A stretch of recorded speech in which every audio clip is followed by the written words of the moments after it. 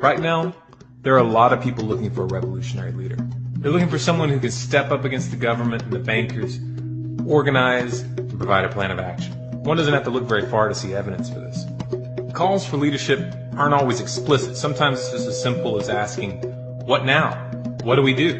But make no mistake, when you say things like this, you are in fact advertising that you're looking for someone to guide you. And for someone who's looking to take the reins, you're letting them know that the opportunity is there. This is a very dangerous situation, because what we have is a power vacuum, and a lack of clarity as to how that vacuum should be filled. It's dangerous because someone could easily arrive on the scenes right now, tell you what you want to hear, and lead you in a direction that could be far worse than our current situation. And yes, it most definitely could get worse.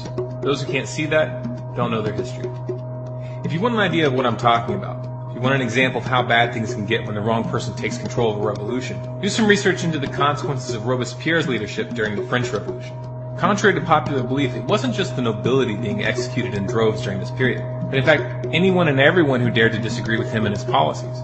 Historically, the French Revolution is far more representative of what happens during political upheavals than what we saw during the American Revolution. Periods of instability and chaos favor the rise of dictators.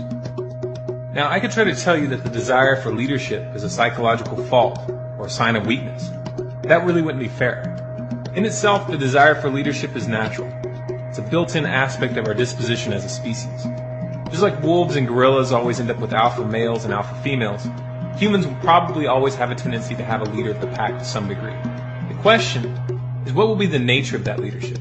And what will be its relationship to the people? Will you follow a man you've never met who raises his voice thousands of miles away? Will you let him dictate to you the choices that you should make and the course that your culture is going to take? That doesn't seem likely to be the path to freedom. The reality of the matter is this. We don't need one strongman, one charismatic leader to head the charge. We need every single one of you to take responsibility for where we are and start doing everything in your power to change course.